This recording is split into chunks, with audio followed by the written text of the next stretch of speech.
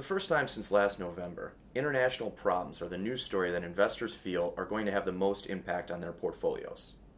But we did learn this weekend that a €130 billion package was approved by the Eurozone's finance ministers for Greece, and it appears they will be able to make their debt payment here on March 20th. Other things that are affecting consumers right now from an international standpoint are the growing tensions in Iran. That's having a significant effect on the gas prices here in the United States. According to the Energy Information Agency, gas prices last week rose to almost $3.70 a gallon across the United States.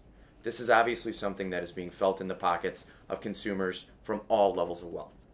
18% of investors, unchanged since the last time that we asked this question, said that the political environment was the news story that was most impacting their personal portfolio.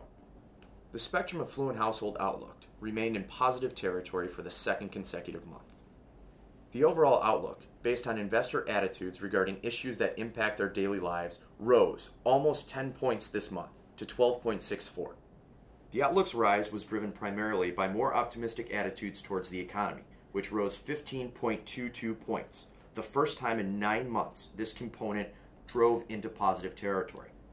Household assets also surged, gaining over 10 points to rest at 17.72. Confidence in company health is also on the rise, as is household income numbers.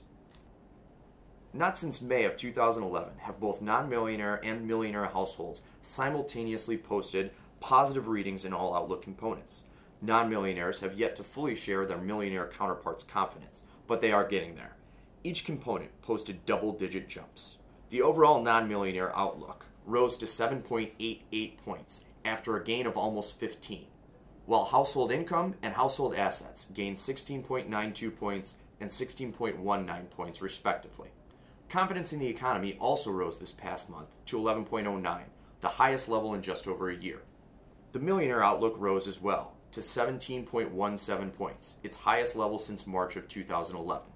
This number was driven by a large increase in confidence in the economy, the highest in 11 months at 16.07 points. Company health also jumped in the minds of millionaires to 14.45, its best reading since April of 2011, while household assets showed a gain of over 5 points to 27.44, a 9-month high. As we head into March, there are going to be a number of different issues that we're going to continue to monitor. First of which is going to be the unemployment rate, which does come out in a couple of weeks. Obviously, we all hope that that will continue to decrease.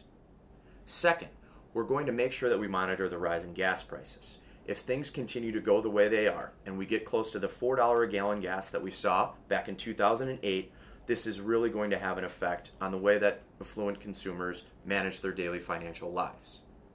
Now, despite the increase in gas prices, we did just have a readout this morning of the Consumer Confidence Index, which rose to 70.8, its highest level in a year.